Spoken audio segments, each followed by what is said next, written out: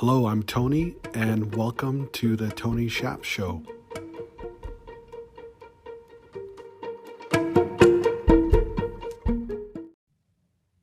Hello, everybody. Welcome back. I have a special guest with us this week. I can't wait for him to share with you about his story, his success, and what he's all about. Seth, say hello to the audience.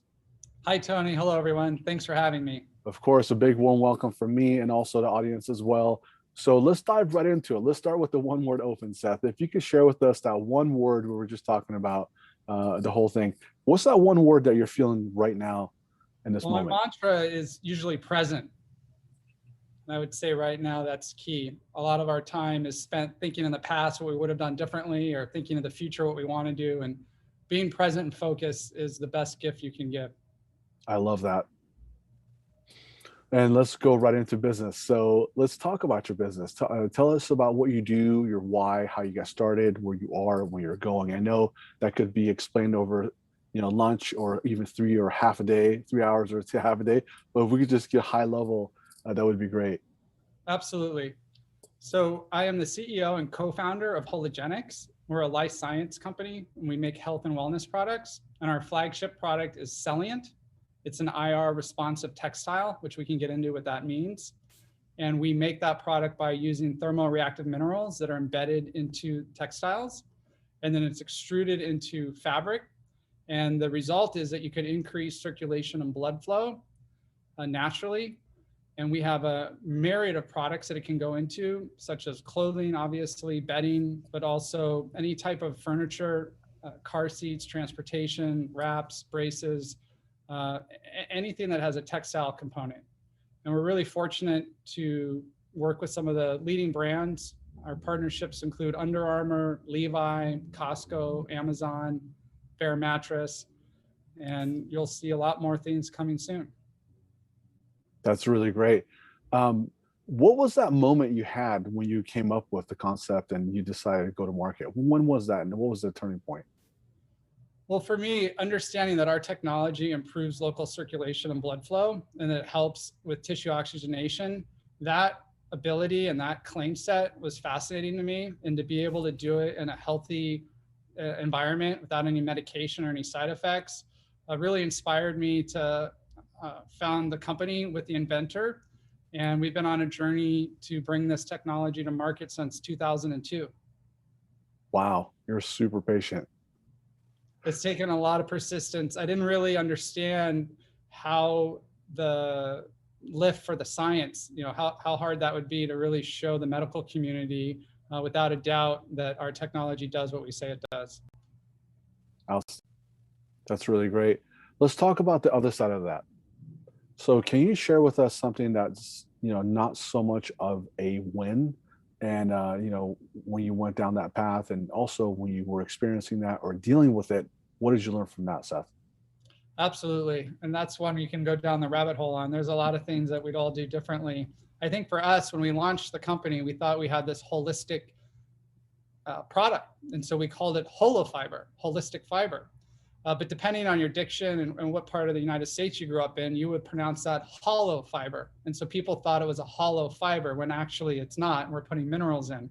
So we had to rebrand and start over and launch it as Celliant. So there's a lot of lessons to be learned there, and trying to understand exactly what the right word is for the people that you want to market to. And that wasn't an easy process to really shift the name of your product. But I think that was something that ultimately was the right decision. Wonderful. And I wanted to shift the gears a little bit to the impact that you're making for people. So if you could give, I know you make a difference for a lot of people. Is there top 3 that stick out, that are outliers? And, if you could share with us at a high level, like what happened, what was the issue and how you helped them out, and then what was the transformation afterwards? Absolutely. Absolutely. And thank you for that question, because for me, we all have to have a vocation, and we have to earn money, and to be able to help people while doing that is something that really resonated with me and continues to resonate. And the testimonials and the feedback we get from people make the effort worth it. And what's really fascinating about our bodies is they're incredibly inefficient as a machine. So there's this opportunity to improve and optimize our body. And whether you're a couch potato or Tom Brady, any type of improvement is going to be meaningful. And for us right now, we're really trying to continue to push into the medical space.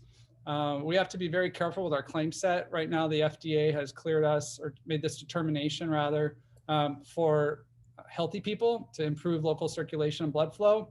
But our next study is on diabetics, people that have pressure injuries or foot ulcers. We've done some preliminary studies that we published on diabetic people, on people with foot neuropathy. There's all types of applications for people that have a challenged circulatory system. So it could be Raynaud's, it could be rheumatoid arthritis, could be a bed sore. Really, any patient or any person that could benefit from improved circulation is going to be interested in our technology. Wonderful. And for that leader that's listening to this right now, whether they're working out, driving, or watching this on YouTube, or however they're, whatever platform they're using to consume this content and the value that you're giving, if you could share one piece of advice for the person listening to this when it comes to being a great leader, what would that be from your experience? Well, when you started with that question, I was thinking about what the real value in the technology is in terms of just being able to support the body's health and function. And if you look at the history of our understanding of human physiology, it started out with feats of strength, the ancient Olympics in Greece, and having athletes show how far they could run or jump or what they could lift. And then over time, we realized the importance of nutrition, and we really understood that you have to take care of the body. In the last 20 or 30 years, we've started to understand sleep is critical. It doesn't matter how hard you work out and how well you eat if you're not getting enough sleep. And we think the next evolution is energy, and how the body produces energy and how we can harness that energy and make an impact on people's quality of life. As far as being a leader, and if somebody's listening and what that means, I think really being a good leader is getting out of the way and allowing your team to feel confident in themselves and have the encouragement for them to step out and make their own decisions, and support them when maybe it didn't go exactly the right way, and offer advice if it's needed, and just have a clear direction and roadmap for them to be in place so that they can execute on their own. Wonderful. Thanks for sharing that with us as well. So the next question I want to ask you, just let me know the first thing that pops in my head. Before I ask you the question, are you an audiobook person or a book person? Do you read books on Kindle? I do both. I grew up with a newspaper. I'm still making the transition to audiobooks, but I like the tactile experience of the book. So I have books that I'm reading, and then I do audio in the car.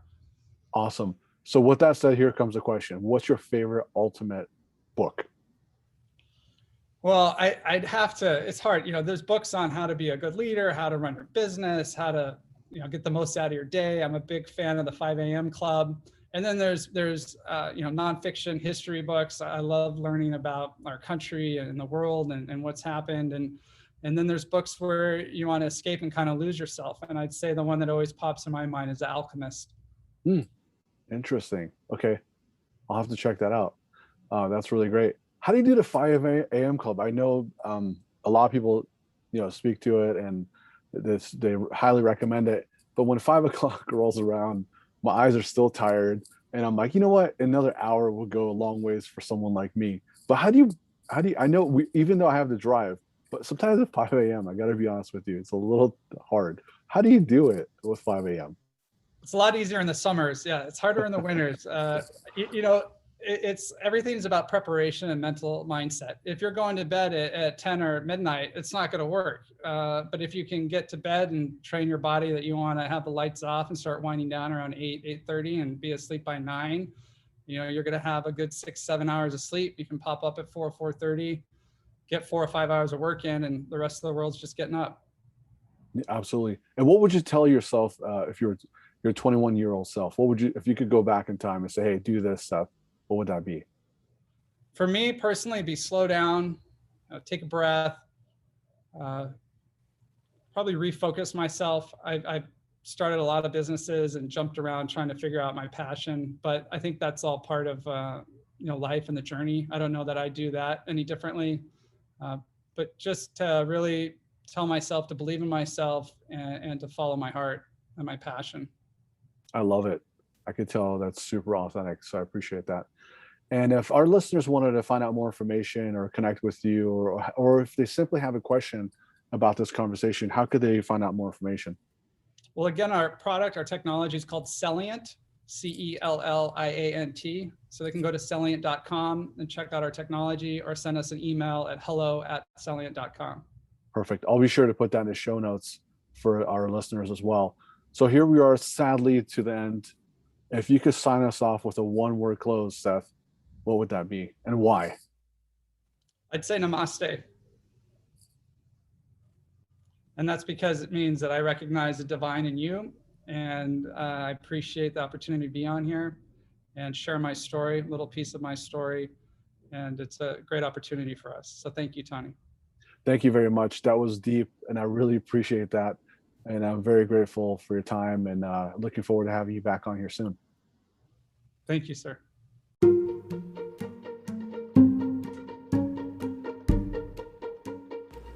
And there you go. I hope you enjoyed it, and great to have you, and thanks for listening. And don't forget to subscribe and stay tuned for the next episode. Till next time, onwards and upwards.